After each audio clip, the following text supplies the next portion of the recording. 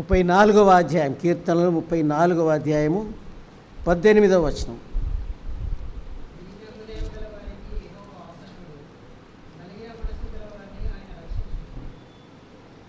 ఇక్కడ విరిగిన వాటి గురించి మనం చూస్తున్నాం.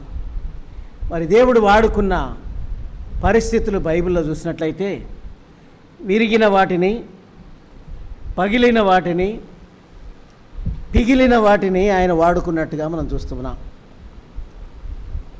మరి దేవుని చేత నీవు వాడబడాలి అంటే మరి విరగొట్టబడిన పాత్రగా చేయబడితేనే కానీ నీవు దేవుని చేతిలో ఒక పనిముట్టుగా కాలేవు అనే విషయాన్ని వాక్యము ద్వారా మనకు తెలియబడుతుంది. కాబట్టి ఈ యొక్క విరగొట్టబడిన పరిస్థితులు, కొన్ని బైబిల్లో రాయబడిన విరగొట్టబడిన పరిస్థితులను గురించి మనము చదువుతాం. మొట్టమొదట విరగొట్టబడిన శరీరం, విరిగిన రొట్టె, విరగొట్టబడిన శరీరం గురించి మనం ఏమని అనుకుంటాం. 1 కొరింథీ 11:24-28లో ఇది మీ కొరకై విరగొట్టబడిన నా శరీరము, విరగొట్టబడిన నా యొక్క శరీరం. యెషయా 53:5-10 మీ నిమిత్తమై నేను నలగొట్టబడితిని, అతని నలగొట్టుటకు యెహోవాకిష్టమాయెను. 1973 జూన్ 15వ తేదీన నేను యేసుక్రీస్తు ప్రభువును రక్షకుడిగా అంగీకరించాను. ఒక చదివిలేని వ్యక్తి మా మందిరానికి వచ్చేవాడు. అప్పటికి నేను ఆరాధన చేసేవాడిని, బలలో కూడా పాలు పొందేవాడిని. రక్షణ లేకుండా ఆరాధన చేసేవాడిని, బలలో కూడా పాలు పొందేవాడిని. ఆయన ఎలా గమనించాడో తెలియదు కానీ ఒకరోజు ఒక కరపత్రం తీసుకొచ్చి నాకు ఇచ్చాడు. నేను ఎగతాళిగా ఆ కరపత్రం తీసుకున్నా. మా ఇంట్లో చాలా ఉన్నాయి కరపత్రాలు, నేను ఎన్ని కరపత్రాలు చదివాను అని అయిష్టంగా ఆ కరపత్రం తీసుకొని జేబులో పెట్టుకున్నా. తర్వాత 9th క్లాస్ స్కూల్లో చదువుతుంటే ఆ కరపత్రం తీసి చూస్తే మరి బైబిల్లో చాలా వచనాలు నాకు కంఠస్థమో తెలుసు. ఆ కరపత్రంలో ఈ వచనం నేను ఎప్పుడు చదవలే. అతని నలగొట్టుటకు యెహోవాకి ఇష్టమాయెను, అతని నల్లగొట్టుటకు యెహోవాకి ఇష్టమాయెను. ఏంటి బైబిల్లో ప్రింటింగ్ కూడా రాంగ్ పడింది కదా నేను అనుకున్నా. ఇంటికి పోయి ఇంగ్లీష్ బైబిల్లో తీసి చదివిన. Yet it please the lord to bruise him, అతని నలగొట్టుటకు యెహోవాకి ఇష్టమాయెను అనే మాటే మళ్ళీ చదువుతున్నాను. ఏంటి ఈ మాట ఇందులో ఎందుకు రాశారు? చాలా వచనాలు ఉన్నాయి, అవి రాయొచ్చు కదా, ఇవి ఎందుకు రాశారు? ఇంకా నాలో కలవరం మొదలైంది. స్కూల్కి వెళ్తే కలవరమే, ఇంటికి వస్తే కలవరమే. ఇంకా భోంచేస్తూ ఉంటే అదే జ్ఞాపకం వస్తుంది. అతడి నలగొట్టుటకే యెహోవాకి ఇష్టమాయెను. ఇంకొక ఆలోచన వచ్చింది. ఏ తండ్రి అయినా ప్రేమిస్తే కొడుకుని చంపుతాడా? తండ్రి తప్పు అని నాలో ఆలోచన మొదలైంది. తండ్రి చేసింది తప్పే కదా, కొడుకుని కానీ ప్రేమిస్తే చంపుతాడా? కాబట్టి తండ్రి చేసింది తప్పు అనుకో. మళ్ళీ రాత్రి భోంచేస్తుంటే అదే గుర్తుకొస్తుంది. అతని నలగొట్టుటకు యెహోవాకి ఇష్టమాయెను. స్కూల్కి వెళ్తే కళ్ళన్ని చీకట్లు గమ్ముకుని బుక్కులో ఏం కనబడతలేదు, ఒకటే కనబడుతుంది.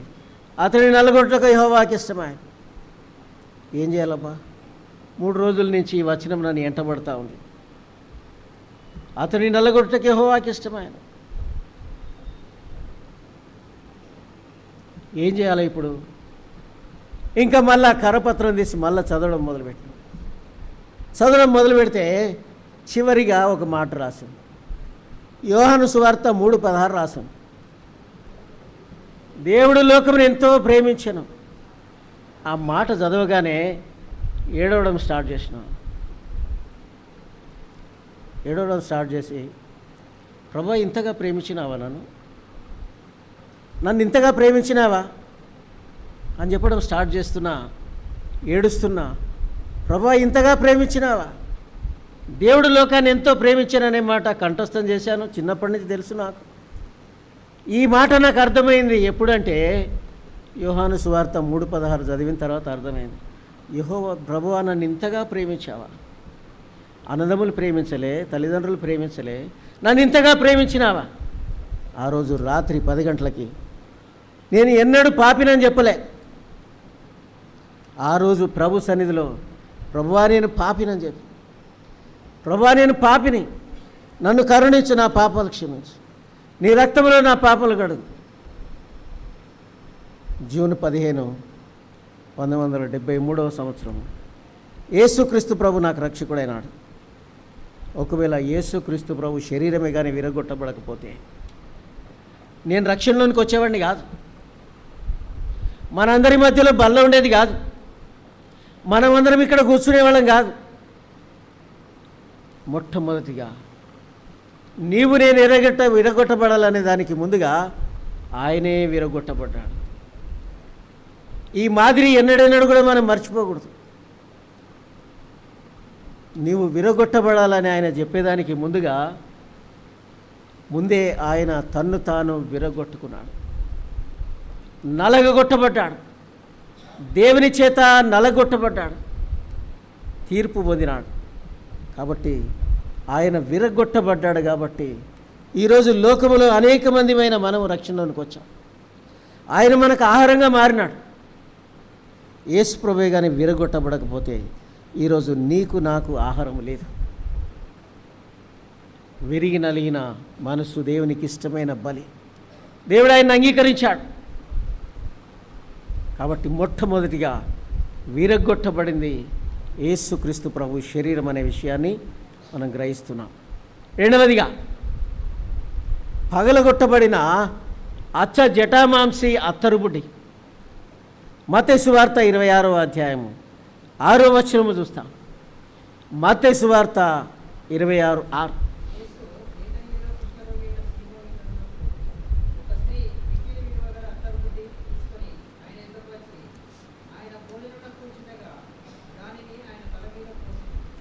ఇక్కడ చూస్తే అచ్చ జటామాంసి అత్తరుబుడిని పగలగొట్టి ఆయన తల మీద పోసి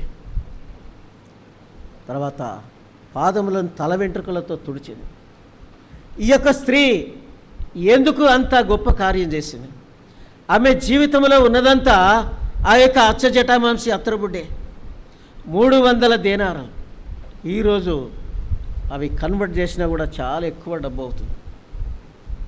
అంత విలువ కలిగిన అచ్చ జటామాంసి అత్తరుబుడ్డి ఎందుకు వచ్చి యేసుక్రీస్తు ప్రభు పైన పగలగొట్టింది అంటే ఆ యొక్క స్త్రీ జీవితంలో నుండి 7 దయ్యాలను వెలగొట్టింది. మాకు VBSలో మంచి లెసన్ వచ్చేది. 7 imps అని. 7 imps అంటే 7 దయ్యాలు. 7 దయ్యాలంటే ఏదో బొత్త పురుగులాగా లేకపోతే నల్లగా అట్లా కాదు లేదు. 7 దయ్యాలంటే 7 దయ్యాలు సామెతల్లో క్లియర్గా రాసు. 7 దయ్యాలు ఏంటి? ఒక వ్యక్తిలో ఉండే మొండితనం, ఒక వ్యక్తిలో ఉండే పిరికితనం, ఒక వ్యక్తిలో ఉండే సిగ్గు అనే దయ్యం. విశ్వాసంలో చాలా ఉంటాయండి, మీరు గమనించి చూసుకోండి. ఇవన్నీ చాలా ఉంటాయి. ప్రత్యేకంగా క్రైస్తవులు బైబిల్ పట్టుకునే వాళ్ళలో మొండితనం ఉంటుంది. ఎవరు చెప్పినా ఆయన నేను ఇంతే, నేను ఇట్లనే పోతా. మెడవంచని జనాంగం ఆ రోజుల్లో ఉంది, ఈ రోజుల్లో కూడా ఉంది. అంటే ఇవన్నీ 7 దయ్యాలు ఆమె లోపల నుండి యేసుప్రభు వెళ్ళగొట్టాడు. కాబట్టి ఆమె కృతజ్ఞతగా, ఎంతగా కృతజ్ఞత అంటే ఆమె జీవితంలో ఉన్నదంతే అంతే. ఒక 300 దేనారు వెనకాల పెట్టుకొని ఇంకో 300 దేనారు ఇటు పెట్టుకొని ఈ 300 దేనారు తీసుకొచ్చింది కాదు. ఆమె జీవితంలో ఉన్నదంతా అంతే. అంటే ప్రభుని ఆరాధించేదానికి తన జీవితాన్ని అర్పించింది అనే విషయాన్ని మనం గ్రహించాలి. ఎప్పుడైతే మనల్ని మనము పూర్తిగా ప్రభువునకు అర్పించుకుంటామో అప్పుడు సేవ స్టార్ట్ అవుతుంది. క్రీస్తు జీవితము ఆమెలో నుండి ఆ సువాసన బయటకు వచ్చింది. ఆ రీతిగా యేసుక్రీస్తు ప్రభు సువాసన నీలో నుండి నాలో నుండి బయటికి రావాలి. సంపూర్ణమైన సమర్పణ. సగం దాచుకొని సగం దేవునికి ఇవ్వడం కాదు, సగం దాచుకొని సగం దేవునికి, సంపూర్ణంగా ప్రభుకి ఇచ్చుకునేదానికి మనం సిద్ధపడాలి. కాబట్టి నీ యొక్క సమర్పణ ఏంటి? ఈరోజు నీ యొక్క సమర్పణ ఏంటి? సంపూర్ణంగా ప్రభువునకు అప్పగించుకున్న ఆ యొక్క సమర్పణన, హృదయపూర్వకమైన కృతజ్ఞతన పాట పాడతాం. యుగయుగముల రాక ప్రభు యొక్క కృతజ్ఞత యుగయుగముల వరకు పాడి లేచి వెళ్ళిపోతాం. క్రైస్తవులు కదా, క్రైస్తవులము అబద్ధాలు మాట్లాడడం కానీ అబద్ధాలు పాడతాం. కొన్నిసార్లు స్టేట్స్కి వెళ్ళిపోతే అక్కడ పాట పాడుతున్నాను, దేవా నీ సన్నిధిలో మోకాళ్ళొంగి, అందరూ బూట్లు వేసుకొని ఇట్లా నిలబడి పాడుతున్నాను. ఇంకా బోధ చేసేదానికి పిలిస్తే ఈరోజు అంతా మనం అబద్ధం పాడడం తెలుసా అన్న వాళ్ళు ఆలోచిస్తున్నారు. మోకరించిన పాట పాడతారా మీరు? దేవునికి అర్పించకుండా అర్పించిన పాట పాడతారా? కాబట్టి ఇక్కడ మరియా అచ్చ జటామాంసి అత్తరుబుడ్డిని ఆమె హృదయంలో ఉన్న కృతజ్ఞత అంతా కూడా కనుపరిచేదానికి ఆమె అర్పించినట్లుగా చూస్తూ ఉన్నాం. తర్వాత చూస్తే మూడవదిగా పగలగొట్టబడిన కుండలు, దివిటీలు. గిద్యోను నాయకుడిగా ఇశ్రాయేలును నడిపిస్తూ మరి ప్రభు సన్నిధిలో ఆయన సిద్ధపడి ఇశ్రాయేలుల పక్షముగా యుద్ధం చేసేదానికి మిద్యానీయుల మీదకి వెళ్ళాడు. ఇక్కడ చూస్తే చీమల్ లాంటి దండు ఉంది, మిద్యానీయుల దండు, చీమల్ లాంటి దండు. ఇక్కడ చూస్తే మరి ఇశ్రాయేలీయులు ఏర్పరచుకున్నారు. ఒక్కసారి ఇశ్రాయేలీయులందరూ వచ్చారు యుద్ధానికి. మరి దేవుడు అన్నాడు వీళ్ళు చాలా ఎక్కువ మంది, ఇంకా వారికి ఒక పరీక్ష పెట్టాడు. మీలో ఎవరైనా భయపడుతుంటే మీరు వెళ్ళిపోవచ్చు అన్నాడు. 22,000 మంది వెళ్ళిపోయినారు. 22,000 మంది వెళ్ళిపోయినారు. ఇంకా మిగిలింది ఎవరు అంటే 10,000 మంది మాత్రం. ఆ 10,000 మంది కూడా చాలా ఎక్కువ అన్న. వారిని పరీక్ష కొరకై మరి సరస్సు దగ్గరికి నీళ్లు తాగేదాన్ని తీసుకెళ్ళారు. మరి ఒక రకంగా తాగిన వారిని ఇంకో రకంగా తాగిన వారిని సెపరేట్ చేయమన్నాడు. సెపరేట్ చేస్తే మరి 300 మంది మాత్రమే మిగిలారు. ఆ 300 మంది యుద్ధం చేసేదానికి వెళ్తున్నారు. చూడండి, న్యాయాధిపతుల గ్రంథము 7వ అధ్యాయము 16 నుండి 20 వరకు.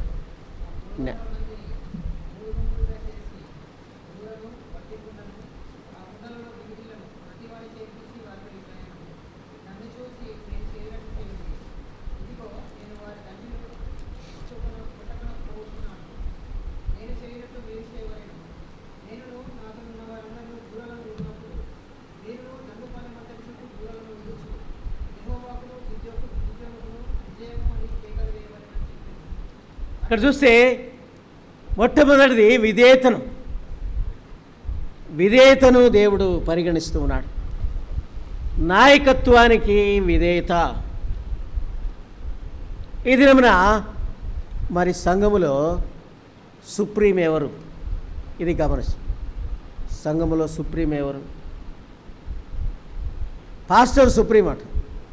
పాస్టర్ సుప్రీం కాదు. ఒక ఎల్డర్ సుప్రీమా? ఎల్డర్ సుప్రీం కాదు. మరి ఎవరు గొప్ప అండి? ఎవరు గొప్ప? ఎవరు గొప్ప అంటే దేవుని సంఘానికి దేవుడే గొప్ప. కాబట్టి బైబిల్లో ఏమని రాస్తుంది అంటే దేవుని రాజ్యములో సంఘము ఏంటంటే దేవుని రాజ్యం. భూలోకం పైన ఉన్న సంఘము దేవుని రాజ్యానికి పోలిక. దేవుని రాజ్యములో రాజు ఎవరు ఉండాలి? దేవుడే ఉండాలి. ఎలా దేవుడు ఏళ్తాడు? ఆత్మీయమైన అధికారంతో ఏళ్తాడు. ఆత్మీయమైన అధికారం ఏంటి? నీ చేతులున్న బైబిల్. వాక్యానుసారమైన అధికారాన్ని, ఆధిపత్యాన్ని మనము గ్రహించాలి. అంగీకరించాలి. విధేయత చాలా ప్రాముఖ్యమైనది. గిద్యోను నాయకుడిగా విధేయతను కోరుతున్నాడు. మీరందరూ అవసరం లేదు, వెళ్ళిపోండి, భయపడేవాళ్ళు.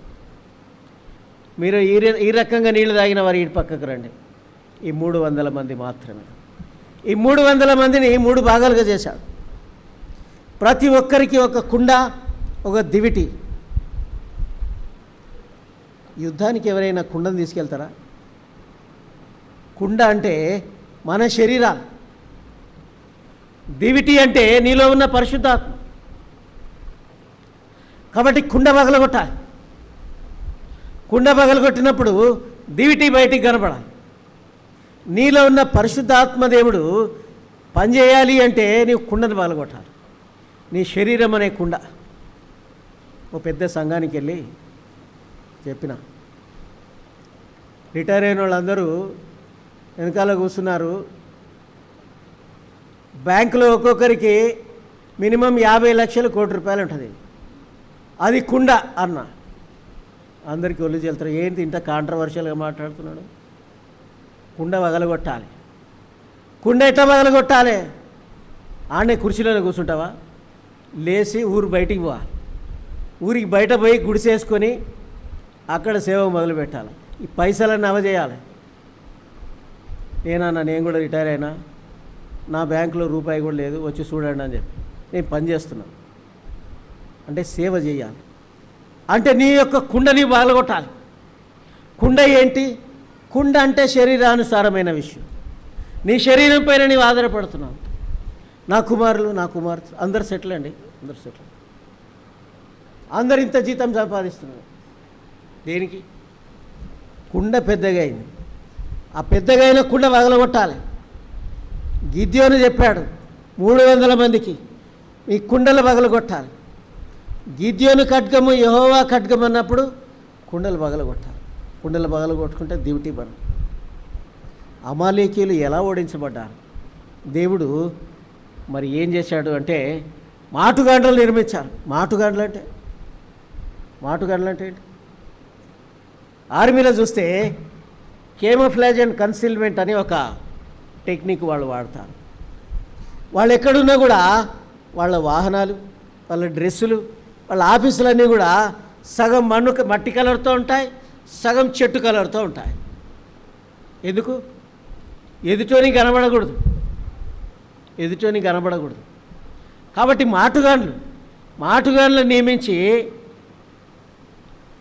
కనబడతలేదు. ముందట శత్రువు ఉన్నాడా, లేకపోతే మావాడు ఉన్నాడా? మావాడే ఉన్నాడు కానీ శత్రువులా కనబడుతుంది. పొడు చేసి వాళ్ళు ఒడుచుకొని చచ్చిపోయారు. దివిటీలు కనబడ్డాయి. కుండలు పగలగొట్టారు. దివిటీలు కనబడ్డాయి. దివిటీలు కనబడితే మరి పరిశుద్ధాత్మదేవుడు నీలో ఉన్నాడు. ఆయనను అలా ఉంచేదానికి లేదు. పరిశుద్ధాత్మదేవునికి నీవు లోబడాలి. పరిశుద్ధాత్మదేవుడు చెప్పే పనులు చేయాలి. అప్పుడు ఏం జరుగుతుంది? శరీరాలు పగలగొట్టినప్పుడు లైట్లు కనబడతాయి. అంటే స్వార్థానికి మొత్తము స్వస్తి చెప్పాలి. Dying for self. స్వార్థానికి స్వస్తి చెప్పాలి. మేముండే స్థలం నుంచి ఒక 140 కిలోమీటర్ల దూరంలో ఇంకొక మందిరం స్టార్ట్ చేసినాం. స్టార్ట్ చేసి అక్కడికి పోవాలి. బ్రదర్ మీరు అక్కడికి పోండి. సరే, బయలుదేరాలి. జేబులో ₹5 లేదు, కారులో పెట్రోల్ లేదు. ఇంకా ఎక్కిపోతా ఉన్నా. ఇంట్లో మా భార్య కూడా చెప్పలే, కారులో పెట్రోల్ లేదు, పోతా ఉన్నా. కొంచెం అయితే అయిపోతుంది పెట్రోల్ బంక్ దగ్గర పోయి నిలబడి చూస్తే సెల్లులో పైసలు వచ్చినాయి. అప్పుడు ఆ పెట్రోల్ పోసుకొని పోయి, అంటే స్వయానికి చనిపోవాలి. పెట్రోల్ లేదని ఇంట్లోనే ఆగిపోతే సేవ జరగదు. కదలాలి. నువ్వు ఉన్న చోటు నుంచి కదలాలి. నడుచుకుంటూ పోవాలి. ఇతరులకు సువార్త ప్రకటించాలి అంటే సండే స్కూల్కి పోవాలి. హైదరాబాద్లో మేము దాదాపుగా మా యొక్క జీవితకాలంలో దాదాపు ఒక 20 సంవత్సరాలు 50 సండే స్కూళ్ళు స్టార్ట్ చేసినాం. 50 సండే స్కూళ్ళు పెద్ద పెద్ద సంఘాలు అయిపోయినాయి. ఒకరోజు కూర్చొని చాలామంది చనిపోయినారు, ఒక బ్రదర్ని కూర్చోబెట్టుకుని రాస్తే 50 అయినాయి. ఈ మనమే చేసినామా అన్నాడు ఆయన. అవును, మనమే చేసినాం. నడుచుకుంటూ పోయి, సైకిల్ మీద పోయి, తర్వాత స్కూటర్ మీద పోయి, తర్వాత కారులో పోయి, అంటే ఇంత సేవ జరుగుతుంది. కదిలిపోవాలి. మనం కదిలిపోయి సేవ జరిగించాలి అంటే ఏం చేయాలి? కుండలు పగలు కొట్టాలి. కుండలు పగలు కొట్టాలి అంటే జేబులోకి వెళ్ళి పైసలు తీయాలి. జేబులోకి వెళ్ళా, బ్యాంకులోకి వెళ్ళా, తీయాలి పైసలు. నీ డబ్బుతో నీవు దేవుని సేవించాలి. అట్లనే ఉండి పరలోకానికి నీవు చనిపోతే దేవుడు లెక్క అడుగుతాడు నీ డబ్బు విషయంలో. అందుకని భూమి మీద మీ యొక్క ఏమని రాసు, మీ ధనమును సమకూర్చుకొనకుడి. ఏం చేయాలి? దాన్ని ఖర్చు పెట్టాలి. ఖర్చు పెట్టి ఏం చేయాలి? ఖర్చు పెట్టి దేవుని సేవలో ఉపయోగించాలి. లేకపోతే భూమి మీదే ఉంటే చెదలు తింటాయి, చిమ్మట కొడుతుంది, దొంగోడు వచ్చి దొంగిలుకొని పోతాడు. కాబట్టి శరీరాలని పగులగొట్టాలి. తర్వాత వెలుగు బయటపడుతుంది. ప్రత్యేకంగా రిటైర్ అయిన వాళ్ళు, నాకు చేత కాదు బ్రదర్, నేను కదలలేను బ్రదర్, అన్నీ శాస్త్రబద్ధమైనవే కానీ మేలుకరమైనవి కావు. నేను రిటైర్ అయ్యి 10 ఏళ్ళు అయింది. మా అబ్బాయి అంటాడు, ఏం అంత ఆరోగ్యం ఉందా నీకు, తిరుగుతున్నావు, తిని కూర్చోవచ్చు కదా ఇంట్లో. నేను అరే, నేను 3 ఇండ్లు కట్టినారా, 2 అమ్మేసిన, ఇంకో ఇల్లు కూడా కడతా, నువ్వెన్ని కడతావో చూసుకో అన్న. అంటే ఛాలెంజ్ చేస్తున్నావా? అవును, ఛాలెంజే. ఒకవేళ నేను బాగా తిని ఇంట్లో కూర్చుంటే కడుపు పెద్దగా పెరుగుతుంది, నేను కదలలేను, బీపీ షుగర్ ఎక్కువైతుంది, సావుకు దగ్గర అవుతా, ఇట్లాంటి సేవ చేయలేను కదా. కాబట్టి ఏం చేయాలా? మితంగా తినాలి, మితంగా జీవించాలి. ఇప్పుడు నేను చెప్పినప్పుడు అందరూ ఆలోచించుకోవాలి. లావుగా ఉన్న వాళ్ళందరూ బొమ్మిడి చేపలాగా కావాలి. ట్రై చేయండి. అట్లయితేనే దేవుని సేవ జరుగుతుంది. తర్వాత చూస్తే మరి ఇక్కడ 3 విషయాలు చూస్తున్నాం. విధేయత, గద్దింపులకు లోబడాలి. దేవుని వాక్యంలో నుంచి గద్దింపులు వస్తాయి, గద్దింపులకు లోబడాలి. తర్వాత స్వయానికి చనిపోవాలి. గద్దింపునకు లోబడిన వాడు, సామెతలు ఏమని రాస్తుంది, చదివిన ఎప్పుడన్నా? పశుప్రాయుడు అని రాస్తుంది. పశుప్రాయుడు. మరి లోబడనని వాడు శిక్షాఫలం పొందడు. శిక్షాఫలం పొందాలి అంటే లోబడాలి, విధేయత చూపించాలి, గద్దింపులకు విధేయత చూపించాలి. 2 తిమోతి 3వ అధ్యాయం 16వ వచనం ఏముంది? దైవజనుడు సన్నదుడై ప్రతి సత్కార్యమునకు లోబడి దైవావేశం వలన కలిగిన ప్రతి లేఖమునకు, గద్దింపునకు, తప్పుదిద్దుటకు, ఉపదేశించుటకు, వీటన్నిటికీ ప్రయోజనకరమైనది. కాబట్టి దేవుని వాక్యం మనం నేర్చుకోవాలి, కంఠోపాఠం చేసి చెప్తూ ఉండాలి, వాడుతూ ఉండాలి. మరి గద్దింపునకు లోబడాలి. గద్దింపులు ఎక్కడొస్తాయి? దేవుని మందిరంలో గద్దింపులు వస్తాయి, వాక్యం ద్వారా గద్దింపులు వస్తాయి. చైనా దేశంలో ఒక పెద్ద భక్తుడు, వాచ్మెన్ని అనే భక్తుడు, లైట్లన్నీ పోయినాయి, ఒక గుడ్డి దీపం వెలిగించుకొని బైబిల్ తీసి చదువుతున్నాడు. మరొక యవనస్తుడు అయ్యా, నువ్వు ఇంత పెద్ద బోధకుడు కదా, ఇన్ని సంఘాలు కట్టినావు కదా, ఎందుకు ఇంత రాత్రిపూట మరి వాక్యం చదువుతున్నావు దీపం వెలుగులో అంటే ఆయన ఏమన్నాడు తెలుసా? దేవుడు నాకు వాగ్దానాలు ఇచ్చాడు, దేవుడు నన్ను ఆశీర్వదించాడు, దేవుడు అనేకమైన మేలు ఇచ్చాడు, కానీ నన్ను గద్దించి చాలా రోజులైంది, నన్ను దేవుడు తిట్టి చాలా రోజులైంది. ఏమన్నా తిడతాడేమో, ఏమన్నా గద్దిస్తాడేమో అని వాక్యాన్ని చదువుతున్నా అన్నాడు. ఎట్లుంది చూడు, ఆయన చెప్పింది ఎట్లుంది? మనం అట్లా అడుగుతాం ఎప్పుడన్నా? ప్రభువా నీ వాక్యం ద్వారా నన్ను గద్దించని అడుగుతామా? ప్రభువా నీ వాక్యంతో నాతో మాట్లాడు.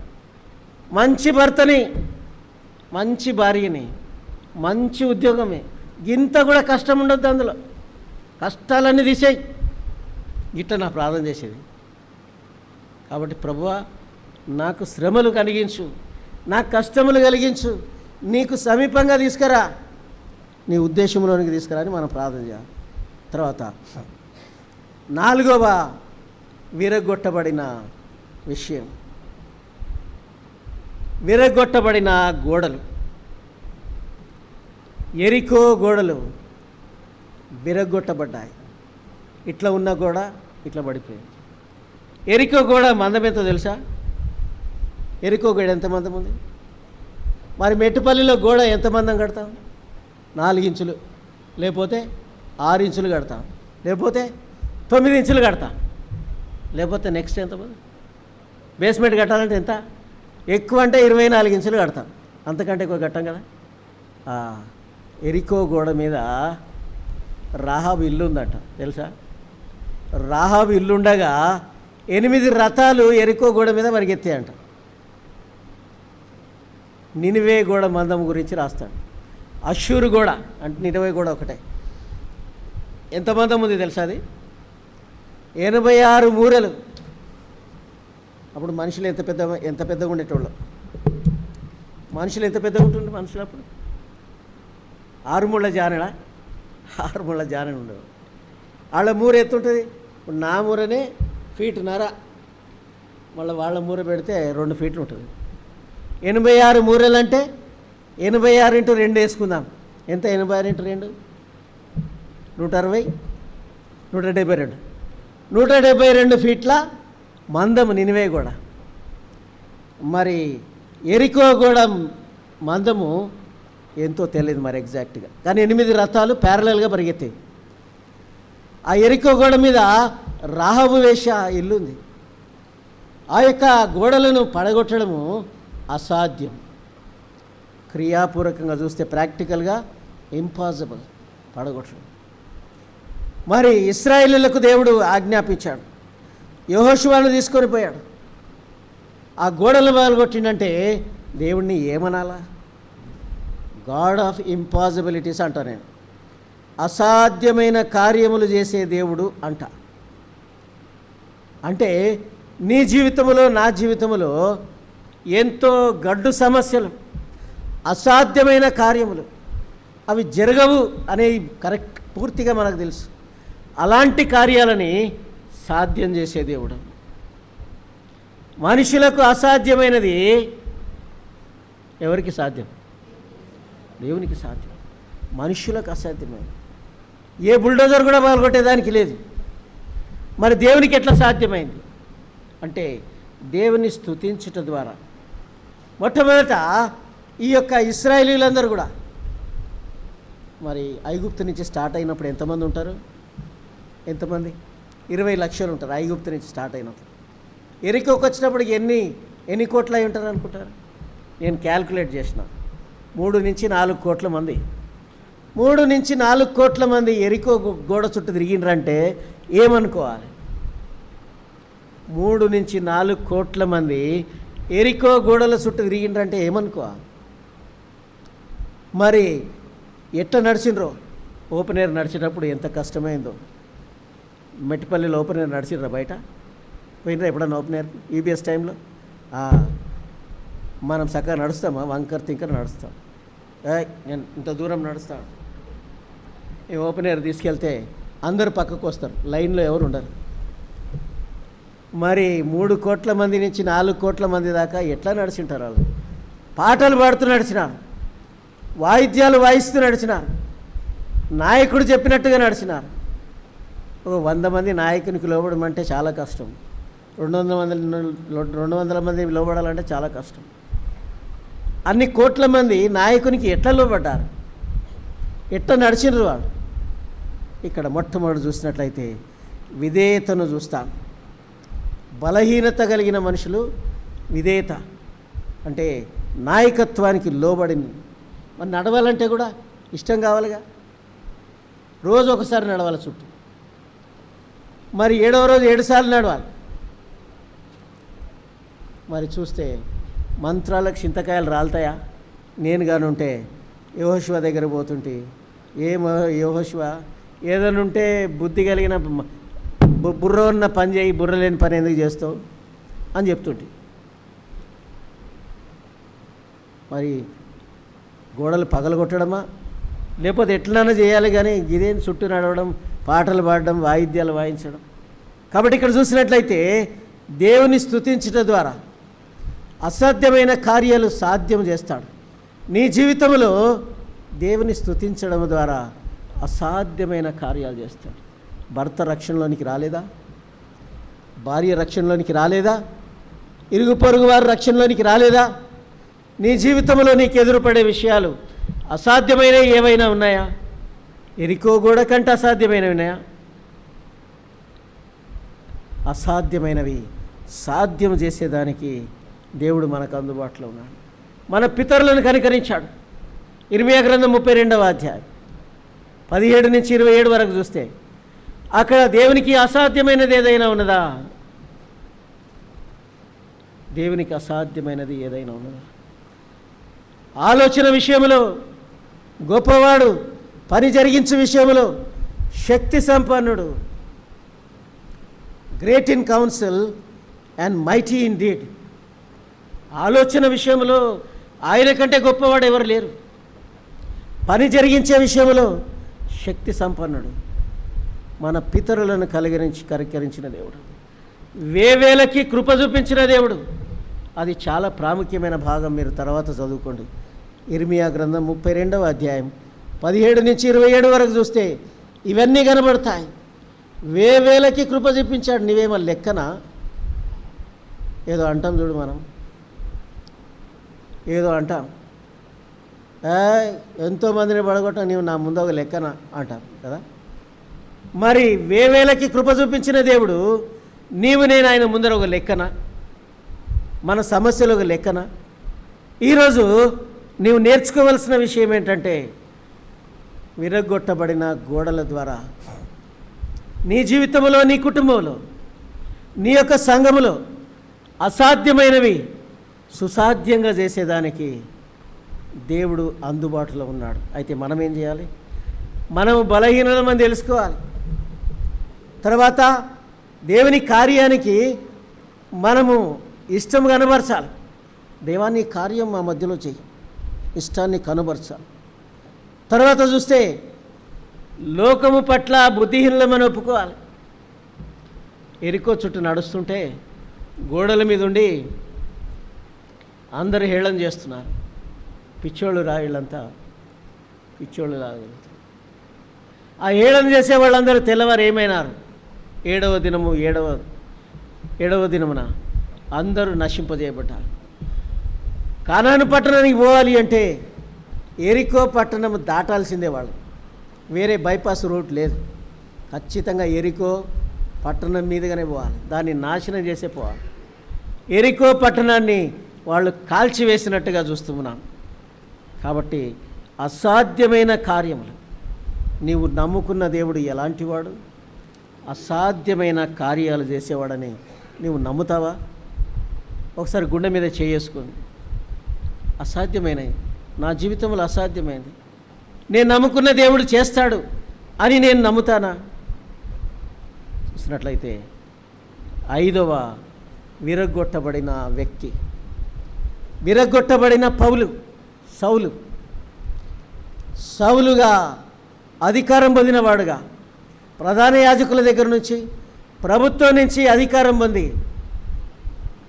ఈ నామమున విశ్వసించే వారికి, ఈ నామమున ప్రకటించే వారికి, నశింపజేసేదానికి, చెరసాల్లో వేసేదానికి అధికారం పొందినవాడుగా తాకీదులు తీసుకొని బయలుదేరినాడు. దమస్కు మార్గంలో తిన్నని తినబడే వీధి దగ్గరకు వచ్చాడు. ఇది మనకేం అర్థమవుతుంది? అధికారం, ఎంత అధికారం కలిగిన వాడు కూడా ఒకరోజు విరగొట్టబడతాడు. అధికారం ఎంత ఉన్నా కూడా. మా సంఘానికి ఒక సిస్టర్ వచ్చేది. ఆమె పిల్లల కొరకు, భర్త కొరకు ప్రార్థన చేసేవాళ్ళం. భర్త రక్షణ పొందకుండా పిల్లలు రక్షణ పొందినారు. పిల్లలు రక్షణ పొంది ఆయన ఒక్కడే మిగిలిపోయినాడు. ఒకరోజు పోతే, ఏం చేస్తా సార్, నేను ఒక్కడినే అయిపోయినా, నేను ఒక్కడినే. ఏం చేస్తా సార్, నేను కూడా వెనకాల వస్తా పదా అంటే, ఇక్కడ చూస్తే కఠినమైన హృదయము, మెత్తగా చేసేవాడు దేవుడే. ఎంత అధికారమున్నా అధికారాన్ని తలకిందులు చేసే దేవుడు. రాజులను నియమించేవాడు, రాజులను కూల్చేవాడు. అంత అధికారం కలిగిన దేవుడు నీకు రక్షకుడు అయినాడనే విషయాన్ని నీవెన్నడూ కూడా నీవు మర్చిపోకూడదు. తర్వాత అంత అధికారం కలిగిన సౌలు గుడ్డివాడైపోయినాడు. పోయింది చూపు, నేల మీద పడిపోయినాడు. ప్రభువా నీవెవరవు? తెలుసు ఆయన ఏం చేస్తున్నాడు, ఆయనకు తెలుసు. వెలుగు ఎట్లా వచ్చింది ఆయనకు తెలుసు, ఎలా వెలిగించబడింది తెలుసు. ప్రభువా అనేదానికి ఎక్కడి నుంచి వచ్చింది? కరెక్ట్ అడ్రస్ మాత్రం కరెక్ట్ చేస్తున్నాడు. ప్రభువా నీవెవడు? నీవు హింసిస్తున్న యేసును. అంటే వెలుగు ఎప్పుడైతే ప్రకాశింపజేయబడిందో అధికారం అంతా కూలిపోయింది, ఆధిపత్యం అంతా కూలిపోయింది, అధికారము కూలిపోయింది. ఈరోజు కూడా మన దేశంలో అధికారం కూలిపోతుంది అని నమ్ముతామా? ఖచ్చితంగా. ఎంత అధికారం ఉన్నా అది కూలిపోతుంది. నీకు విరోధముగా రూపించబడిన ఏ ఆయుధము వర్ధిల్లదు అనే మాట వాగ్దానముగా తీసుకుంటా. అపోస్తుల కార్యములు 9వ అధ్యాయం 3-4 వచనాల్లో అక్కడ సౌలు కూలిపోయినాడు, గుడ్డివాడుగా అయిపోయినాడు. ఆయనతో ఉన్నవారు కూడా గుడ్డివారుగా అయిపోయినారు. అననీయ ఇంటికి ఆయన కొనిపోబడ్డాడు. అక్కడ ప్రార్థన చేస్తున్న అననీయ కనబడ్డాడు. సౌలా సహోదరుడా, మరి యేసుక్రీస్తు నామమున వెంబడించు వారికి హింసించినవాడు ఈరోజు దీనుడిగా చేయబడ్డాడు. దీనుడిగా చేయబడి మరి ప్రభువును వెంబడించేదానికి సిద్ధపడ్డట్టుగా మనం చూస్తూ ఉన్నాం. మరి ఆయన ఒక రోజున గొప్ప సాధనముగా అననీయతో దేవుడు చెప్పాడు, ప్రభు అయినా నీ ప్రజలను హింసించేవాడంటే లేదు. మరి ఆయన ఏర్పరచబడిన సాధనముగా ఒక దినమున ఉండనంటున్నాడు. కాబట్టి ఆయన ఏర్పరచబడిన సాధనం అన్యజనుల ఎదుట నా కొరకై సాక్షిగా ఆయన నిలుస్తాడు. అప్పుడు సౌలు ఇంటికి నడిపించబడ్డాడు. చూస్తే సౌలు యొక్క పరిస్థితి పౌలుగా మారిపోయింది. విశ్వాసులతో ఆయన చేరాడు. దేవుని సేవలో గొప్ప, మరి ఆయనకి ఏం పేరంటే the empire builder of god. దేవుని కొరకు ఒక సామ్రాజ్యాన్ని కట్టినవాడు. అందుకని ఆయనకి అపోస్తలుడైన పౌలు అనే పేరు. తర్వాత 6వదిగా చూసినట్లయితే బ్రోకన్ థై, విరగొట్టబడిన తొరగుడు. ఎవరండినా? యాకోబు యొక్క తొడగుడు విరగొట్టాడు. యాకోబు ఎలాంటివాడు? పేరుకు చూస్తే మోసగాడు, తప్పించుకునేవాడు, టక్కరివాడు. ఈ టక్కరివాడు ఎప్పుడు ఏం చేస్తాడు? ఎప్పుడు టక్కరి పనులే చేస్తాడు. ఏం చేస్తాడంటే మట్టి కుండలు తీసుకొస్తాడు, ఇత్తడి బిందెలు ఎత్తుకొని పోతాడు కదా. ఎవరు ఆరాధించేవాళ్ళు? మనమే. మట్టి కుండలు తెచ్చిపెట్టి ఇత్తడి కుండలు ఎత్తుకొని ఇంటికి తీసుకుపోయేవాళ్ళం. అంటే దేవుని కొరకు మనము చిట్ట చివరి విషయాలు ఇస్తాం, ప్రథమ స్థానం ఇవ్వం, చిట్ట చివరి స్థానం ఇస్తాం. మంచి అన్నీ మనం తిని అడుగుబడి అన్నీ తీసుకొచ్చి దేవునికి ఇస్తాం. ఈ యాకోబు లక్షణాలు ఒక విశ్వాసికి ఖచ్చితంగా ఉంటాయి. యాకోబు లక్షణాలు దేవునికి ఇచ్చేయి, ఇవన్నీ మనం పెట్టుకుందాం, పనికిరాని దేవునికి ఇద్దామని భార్య భర్తలు మాట్లాడుకుంటాం. మా ఇంట్లోనే అవుతుంది డిస్కషన్. నేనేం చేస్తా, ఇవి తీసుకుపోయి ఇద్దాం. మా భార్య ఏం చేస్తుంది, ఇవి తీసుకుపోయి ఇవ్వండి. ఇవి సెకండ్ క్వాలిటీ, ఇది ఫస్ట్ క్వాలిటీ. దేవునికి నీవు ఫస్ట్ క్వాలిటీ ఇవ్వాలి. ఫస్ట్ క్వాలిటీ ఎప్పుడైతే ఇస్తావో, మలాకి గ్రంథంలో రాసి ఆకాశ వాక్యులను విప్పుతాడు దేవుడు. ఇప్పి ఏం చేస్తాడు? పట్టజాలనంత విస్తారంగా. వాక్యం ఎవరైనా తీస్తే మలాకీలో చదవండి. ఆ పట్టజాలనంత విస్తారమైన ఆశీర్వాదాలను కుమ్మరిస్తాడు. మలాకీ గ్రంథంలో ఉంటుంది. దేవునికి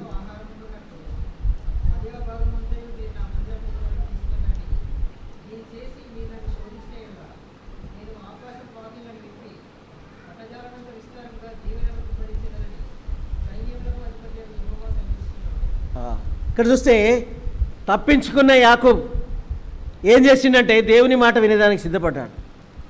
దేవుని మాట వింటున్నాడు. దేవుని మాటను అనుసరించి నడిచిన తర్వాత చివరికి మరి ఏశావు దగ్గరికి వస్తున్నాడు.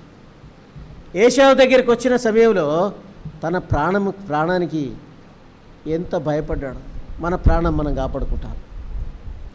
అన్ని పోయినా పర్లేదు, ప్రాణం ఉంటే చాలు. ఆస్తి పోతే పాయ. ఇక ముందు ఏం చేసిందంటే వెండి బంగారం ఆస్తిని సేవకులను పంపించాడు. తర్వాత లేయ దాసి కుమారులను పంపించాడు. తర్వాత రాహేలు దాసి కుమారుల పిల్లలు పంపించాడు. చివరికి ఒక్కడే మిగిలిపోయినాడు. దేవునికి కూడా ఇచ్చే సమయంలో అన్ని ఇస్తాం, మనల్ని మనం దేవునికి అర్పించుకోం. కాబట్టి దేవుడు ఏం చేస్తాడంటే తప్పించుకొని తిరుగుతారు. దూరం, దేవుని మందిరానికి దూరం, దేవుని సేవకు దూరం, అన్నిటికీ దూరం ఉంటాం. మరి దేవునికి తెలుసు. దేవుడు ఏం చేస్తాడు? ఆ తెలంగాణలో ఏం చేస్తారంటే చెయ్యి ఇరకబడ్డదబ్బా, ఎందుకు ఇరకబడ్డది అన్నాడు. జుర్కిలో ఇరకబడ్డది, తాడు ఇట్లుంటుంది అన్నమాట. అందులో ఇరకబడ్డది రాది కాదు. దాన్ని మేము జైరాబాద్ సైడ్ జుర్కి అంటారు దాన్ని. మరి మన భాషలో చెప్పుకోవాలంటే దేవుడు సంకలు ఇరికించుకుంటాడు. జిక్కకుండా తిరుగుతావా? దేవుని జిక్కవా? దొరకవా? జిక్కించుకున్నాడు అనుకో, ఈ పట్టి ఒత్తుతా ఉంటే అమ్మో ఓరు నాయనో ఓరమ్మ అంటారు. ఇరికించుకున్నాడు. ఇక ఈ దేవుడు ఇడిచేది లేదు. ఇంకా ఈయన ఒకటి కొట్టు, ఆయన ఒకటి కొట్టు. రాత్రి అంతా పెనుగులాట నడిచింది. చివరికి నేను యాకోబుని అనగానే యాకోబు బలం ఎక్కడుంది? తుంటి మీద ఉంది. ఉరుకుతావు. ఎంత దూరం ఉరుకుతావు?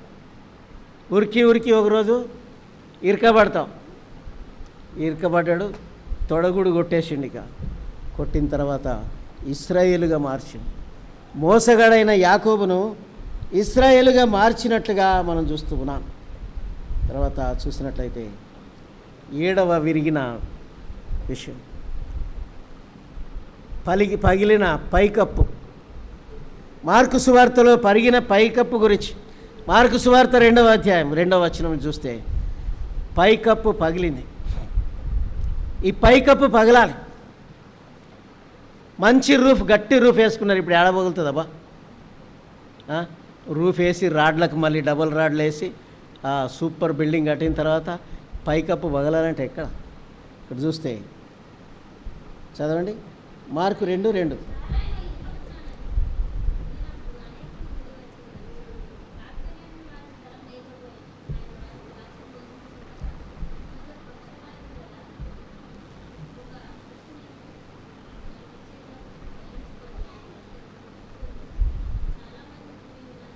ఆ ఇంట్లో అందరు చాలామంది గుమ్ముగూడినరు.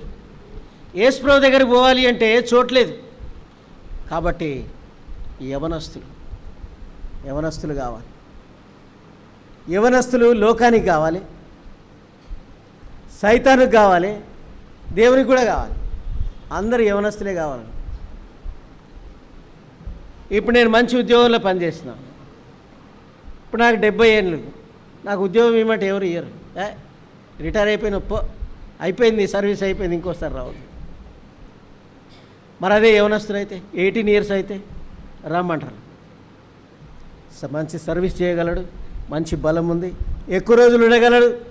కాబట్టి లోకానికి యవనస్తులు కావాలి, సైతానికి కూడా యవనస్తులు కావాలి. మరి అట్లనే దేవునికి కూడా యవనస్తులు కావాలి.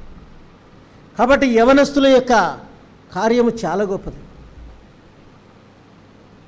పేతురు అననీయను సమాధి చేసేదానికి ఏం చేశాడు? యవనస్తులను పిలిచాడు. యవనస్తులు మోసుకొని పోయినారు. దేవుని మందిరంలో నుండి మరణము బయటికి మోసుకొని పోవడానికి యవనస్తులు కావాలి. మరి దేవుని మందిరానికి మరణం తీసుకొని రానికి కూడా యవనస్తులే కావాలి. గుర్తుపెట్టుకోండి. యవనస్తులు మోసుకొని పోతాం అనుకుంటున్నారా? తీసుకొని వచ్చేటోళ్ళు కూడా మీరే. దేవుని మందిరంలోనికి మరణాన్ని తీసుకొని వచ్చేది యవనస్తులే, మరణాన్ని మోసుకొని పోయేది కూడా యవనస్తులే. ఇక్కడ యేసు ప్రభు ముందర పక్షవాయువు గలవాన్ని దించాలి అంటే ఆటంకం ఉంది. మొట్టమొదట ఆటంకం ఉన్న చోట సేవా కార్యము కావాలి. సేవా కార్యము జరిగించేదానికి యవనస్తులు కావాలి. సంపూర్ణంగా అప్పగించుకున్నవాడు కావాలి. ఆ ఇంటి యజమాని మరి పైకప్పు తీసేదానికి ఒప్పుకోవాలి. ఈ మంచం తీసుకొని పోయి డైరెక్ట్గా యేసు ప్రభు ఉన్న చోటనే దించాలి. ఆ యొక్క యవనస్తుల యొక్క ప్రయాస ఎంతో గొప్పది, వారి త్యాగం ఎంతో గొప్పది. తాము దేవునికి అర్పించుకొని సేవ చేసిన వారు కావాలి. మా మందిరంలో ఒక సహోదరుడు చనిపోయినాడు. ఆయన 170 కిలోల బరువు. 5 మంది ఆటోలో ఎక్కించాలి ఆయనను మోసేదానికి ఎవ్వరు రాలేదు. ఆయనను ఎవరు తీసుకొని పోయినారంటే ఎస్పీజీ చర్చ్ వాళ్ళు వచ్చి బాడీ మాది అని తీసుకొని పోయారు. ఇక మేము పోయి దూరం నిలబడ్డాం. యవనస్తులు సంఘస్థులమంతా పోయి నిలబడ్డాం. వాళ్ళు ఇద్దరు వచ్చారు. నేను చెప్పాను వాళ్ళు మోస్తారేమో చూద్దామా. ఇద్దరేం మోస్తారు వచ్చి బతిలాడుతున్నాను. అప్పుడు మా వాళ్ళు 14 మంది మోశారు. నేనేమంటున్నా, చావు మరణాన్ని మోసుకొని పోయేదానికి యవనస్తులే కావాలి. సేవా కార్యక్రమం జరగాలి అంటే యవనస్తులు కావాలి. యవనస్తులను మనం ఎంత మాత్రం నిర్లక్ష్యం చేసేదానికి లేదు. వారికి దేవుని మందిరంలో తర్ఫీదు కావాలి. సేవా కార్యక్రమాలు వారు చేయాలి. తర్వాత 8వదిగా చూసినట్లయితే పిగిలిన వల. నేను ఇవన్నీ ఎట్లా చెప్తున్నా అంటే ఇవన్నీ నేను సండే స్కూల్ వీబీఎస్లో నేర్చుకున్నాను. ఏం నేర్చుకోకుండా నేను పాటలు పాడతా, ఏం నేర్చుకోకుండా నేను వాక్యం చెప్తా. 54 ఏళ్ళ నుంచి నేను వీబీఎస్ నేర్చుకుంటున్నా. టీచర్గా ఉన్నా, స్టూడెంట్గా ఉన్నా, ఇప్పటిదాకా కూడా వీబీఎస్లో నేర్చుకుంటున్నా. కాబట్టి దేవుని మందిరంలో నేర్చుకునేవి చాలా ఉంటాయి. ఎక్కడో నేర్చుకొని బోధిస్తేనే ఇవన్నీ రావు. ఇక్కడ చూస్తే పిగిలిన వల. లూకా సువార్త 5వ అధ్యాయంలో ఈ వల పిగిలింది. 4వ వచనం నుంచి చూస్తే వల పిగిలింది.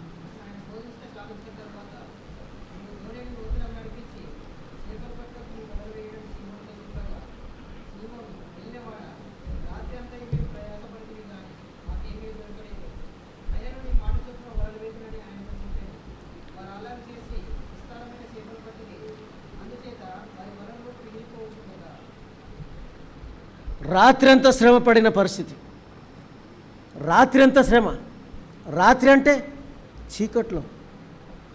చీకట్లో ప్రయాసపడుతున్నాం డబ్బులు సంపాదించేదానికి.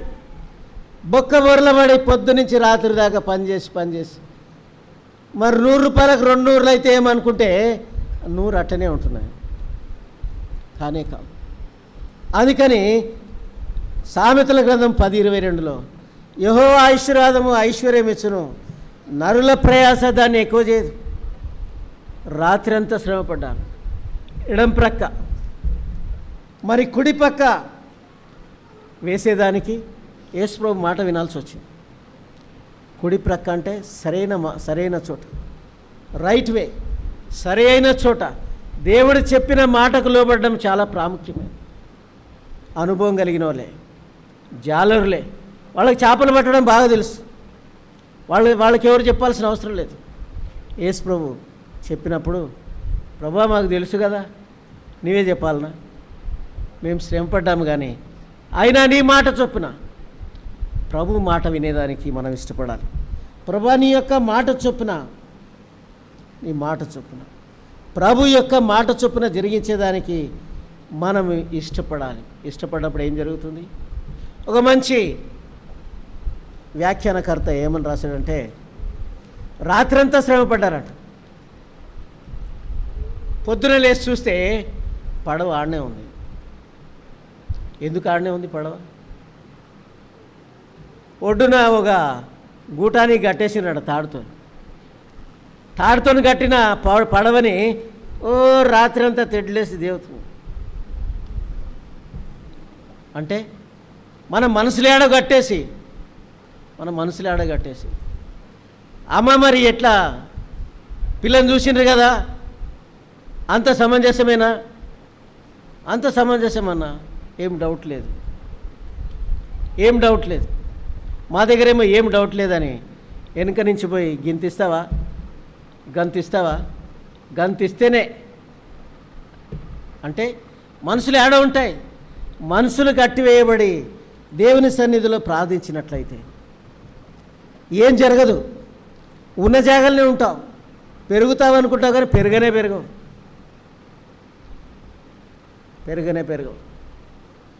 మరో పిల్లోడు మరి దావత్తులో పెరుగు పంచుకుంటూ పోయి పెరుగు నేను పెరగాను ఇవి పెరుగు అనుకో అంటే పెరుగు వేసుకుంటూ పోయాడు, నేను పెరగాను కానీ నువ్వే పెరుగు అంట.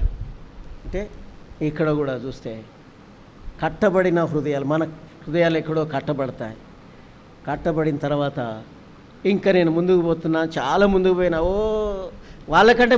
వాళ్ళకంటే నేను ధనవంతుడినైనా, నాకంత సక్సెస్ అయిపోయి అంతా సెటిల్ అయిపోయింది బ్రదర్ అంటాం. కానీ మనసులు ఎక్కడో కట్టివేయబడి ఉంటాయి. విస్తారమైన చేపలు పడేదానికి కారణం ఏంటి? ప్రభు మాట వినేదానికి లోబడం. ప్రభు మాట విన్నట్లయితే ఏమి లేని చోట ఆశీర్వాదాలు చూస్తాం. కాబట్టి మనం సిద్ధపడాలి. ప్రభువునికి సంపూర్ణంగా సమర్పించుకునే దానికి సిద్ధపడాలి. 9వదిగా చూసినట్లయితే విరిగి నలిగిన హృదయాలు. దేవునికి ఏం కావాలి ఈరోజు? విరిగి నలిగిన హృదయాలు కావాలి. నీ జీవితంలో నీవు నలిగిపోయినావా? అయ్యో ఎంతో నలిగిపోయాను బ్రదర్, ఎంతో కష్టాల గుండా, ఎంతో శ్రమల గుండా, ఎంతో ఇబ్బందుల గుండా నేను వచ్చాను. అలాంటి హృదయాలే ప్రభు నాకు కావాలి. విరిగి నలిగిన హృదయము దేవునికి ఇష్టమైన బలి. విరిగి నలిగిన మనస్సు దేవునికి ఎంతో ఆసన్నం అంటే దగ్గర. విరిగి నలిగిన హృదయం కలిగినట్లయితే దేవునికి ఎంతో సమీపంగానే ఉంటావు అని అర్థం. అలా చూసినట్లయితే మరి 10వదిగా చూస్తే దేవుడు వాడుకున్న విషయాలు. ఒక గాడిద దవడ ఎముకను దేవుడు వాడుకున్నాడు. 5 మరి నున్నటి రాళ్లను దేవుడు వాడుకున్నాడు. 5 రొట్టెలు 2 చేపలను వాడుకున్నాడు. మరి ఒక కుండ నిండా పిండి, బుడ్డి నిండా నూనెను వాడుకున్నాడు. ఆ తర్వాత దోర్కా సూదిని వాడుకున్నాడు. మరి సమర్పించుకున్న హృదయాలను, దేవుని కొరకై సమర్పించుకున్న హృదయాలను దేవుడు వాడుకున్నాడు. చూసినట్లయితే ఇంకా చాలా ఉన్నాయి విరిగిన వాటి. కాబట్టి ఈ యొక్క మధ్యాహ్న కాల సమయంలో ప్రభు చేతిలో నీవు వాడబడాలి అంటే నీవు విరగొట్టబడితేనే. ప్రభు ఏదన్నా వాడాలి అంటే విరగొట్టి వాడతాడు. 5 రొట్టెలు 2 చేపలను విరగొట్టాడు కాబట్టి 5,000 మందికి ఆహారమైంది. ఎప్పుడైతే అబ్బాయి చేతిలో ఉందో 5 రొట్టెలు 2 చేపలు ఉన్నాయి. ప్రభు చేతిలోనికి ఎప్పుడైతే వచ్చినాయో అనేక మందికి ఆహారంగా మారినాయి. నీ జీవితాన్ని ప్రభు చేతిలో పెడతావా? వద్దు. ఎందుకు వద్దు అంటే ఇరగొడతాడు బ్రదర్, ఇరగొట్టబడ్డం నాకు ఇష్టంలే. విరిగి నలిగిన మనసులు కావాలి, విరిగి నలిగిన హృదయాలు కావాలి. నీ విరగొట్టబడతావా? ఈరోజు సవాలు. మధ్యాహ్న కాల సమయంలో ప్రభు చేతిలోనికి వచ్చి నీ విరగొట్టబడేదానికి ఇష్టమేనా? అనేకులకు ఆహారంగా మారుతావు. యోహాను సువార్తలో ఏమని రాస్తుంది? 12 గంపలు నింపారు. చూస్తే 5 రొట్టెలు 2 చేపలే. మరి 12 గంపలు ఎట్లా నింపినారు? 12 గంపలు నింపి 12 గోత్రాలకు పంపించారు. 12 గోత్రాలకు పంపించి ఇవి ఎక్కడివండి? ఎక్కడివి? కొండ మీద ప్రసంగం చేస్తే యేసు ప్రభు ఆశీర్వదించి విరగొట్టిన 5 రొట్టెలు 2 చేపలు అంతమంది తిన్నారు. ఇదిగో మీరు కూడా తినండి.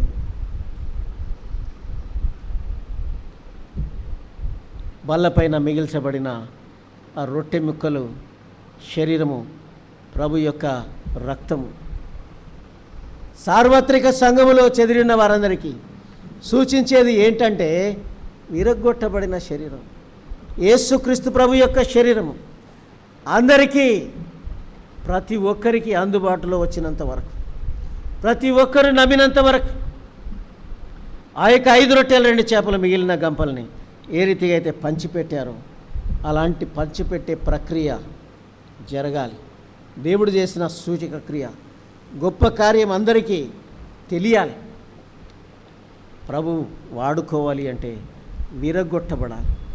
విరగొట్టబడితే అనేకులకు ఆహారంగా మారుతావు. ఒకటిగానే ఉంటావా? విరగొట్టబడతావా? ఈరోజు సవాలు. నీ విరగొట్టబడితే ప్రభు చేతుల పనిముట్టుగా మారుతావు. లేనట్లయితే అలాగే ఒకటిగానే ఉంటావు. ప్రభు వాడబడే పాత్రగా ఉండాలి అంటే నీవు విరగొట్టబడాలి. యేసుక్రీస్తు ప్రభు విరగొట్టబడ్డాడు. ఆయన కానీ నలగొట్టబడకపోతే, ఆ వచనం కానీ నా ముందుకు రాకపోతే నేను రక్షణలోనికి వచ్చేవాడిని కాదు.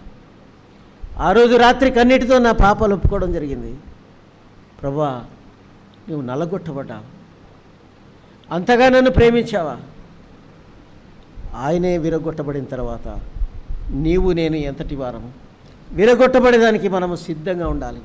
దేవుని కార్యం మన మధ్యలో జరగాలి, కదలాలి మనం. మరి ఇంకా మధ్యాహ్నం సెషన్లో మిగతా విషయాలు మనం చూడనంటున్నాం.